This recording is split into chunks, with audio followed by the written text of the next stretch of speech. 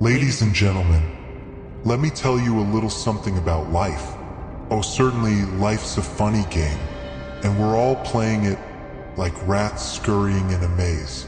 Some of you think you've got it figured out, don't you? You've read your little self-help books. You've watched your motivational gurus who advise you to find your why and be a decent person. What a joke. A twisted little joke. You see, it's simple to play nice when everyone plays kind back. But what about when they don't? What about when the planet has claws and everyone's wearing masks that disguise 100 betrayals? I'll let you in on a secret. The deadliest enemy you'll ever meet might be wearing the friendliest grin. And why do you think that is? Because they're just waiting to strike. Waiting for you to let your defenses down. Never trust a friend too much. After all, who would know better how to pull you down? They'll tell you otherwise, of course. They'll spin nice little lies, talk about loyalty, support, kindness, and that all of us are supposed to be some shiny, happy family. But I see things differently. I realize that every friend, every ally, every single one of them may turn on you. And in the end, they will. You think it's cynical? No, it's just the truth, plain and simple. It's the enemies who are honest, though. The ones who gaze with those dagger-sharp eyes. Enemies, at least, are straightforward. They wear their hate on their sleeves. You know exactly where you stand with them. They might want you dead, but at least they don't sugarcoat it. At least they're honest. Think about it. You see a snake, you know to watch out for its bite. But a pleasant face? That's a game of faith you'll always lose. So here's what you should do instead. Use them. Every single one of them. Be polite. Play the game. Shake hands. Smile. But never trust. And when it comes to adversaries, yeah, you may utilize them too. Yes, you can. Do you know why?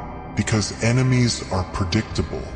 A buddy may be anything to everyone, shape-shifting to match their requirements. But an enemy, well, an adversary will always want to see you fail. And in that, there's a kind of purity, isn't there? Let's chat about you. You've probably got someone right now who you trust, don't you? Maybe someone you'd bet your life on. A best friend, a partner, someone who'd never hurt you. But imagine this. Imagine if just once you went against what they desired. Imagine you went for your own ambitions, your own desires, with no regard for others.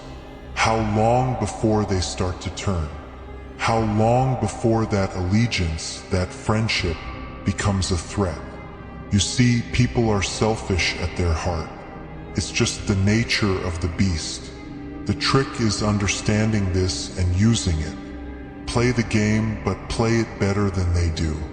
Smile larger, laugh louder, shake hands harder, but make them think you're ignorant. Let them think you're the fool. Because a fool is often underestimated, and there's no better place to be. Now, if there's one thing people don't enjoy, it's unpredictability. They want you predictable, gentle, someone they can manage.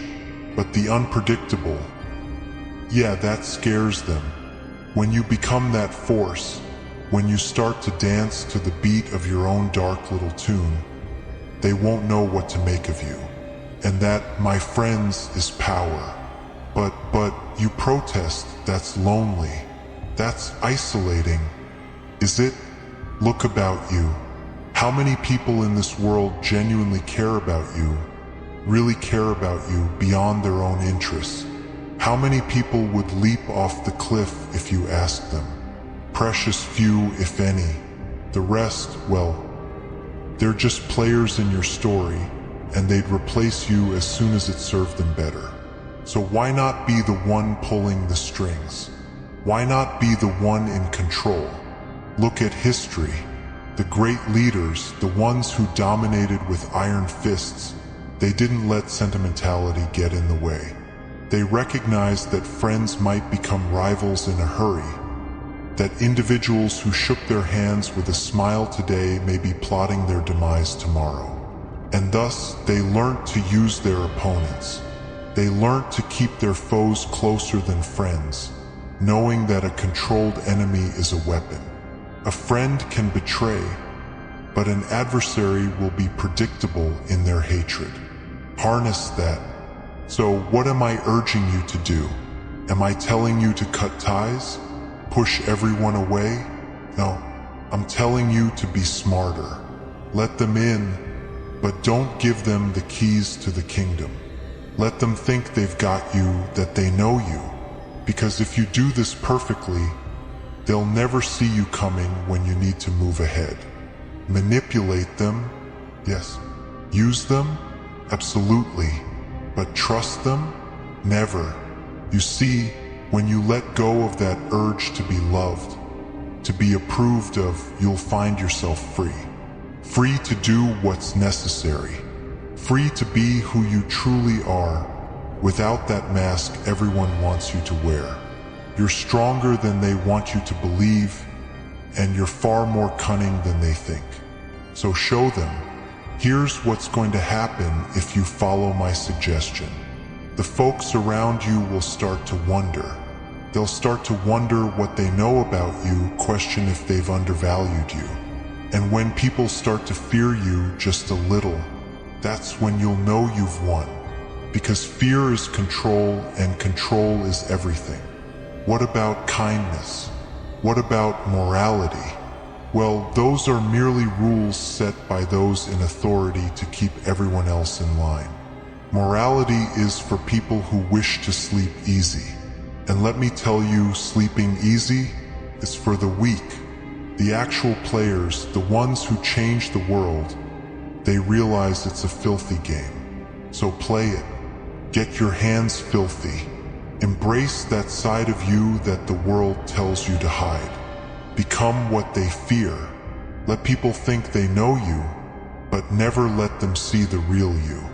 And if you ever question yourself, remember, the greatest fights in life are not fought by following the rules, but by rewriting them. So develop your own rules, play your own game, and employ every piece on the board, friend and foe alike. In the end, they're all just parts. Do this and you won't simply survive, you'll thrive. You'll move through life like a storm, untouchable, unstoppable, and you'll never be at anyone's mercy again. You won't need anyone's approval, anyone's friendship, because you'll have power. Power, my friends, is the only thing in this world worth having. And once you have it, you'll never be the fool again. Because you'll know the truth that they'll never tell you, that the world isn't built on trust, it's built on power, and power comes from control. Control over others, over yourself, over your so-called friends, and most crucially, over your enemies. So take this wisdom, embrace it, let it make you strong, and the next time someone offers you their friendship, look them in the eye and smile. But remember what I said. Never trust them. Not entirely. And never forget. The world may not like you if you do this, but they will respect you. And that's worth more than all the friendships in the world. After all, respect and fear, they're merely two sides of the same coin. And if you learn to flip the coin to your advantage, well, that's when the game really begins. And with that, the man in the purple suit stops speaking, leaving the room in a suffocating quiet, his message hanging in the air like smoke, challenging those listening to forget it, daring them to ignore the cold, hard truth he set before them.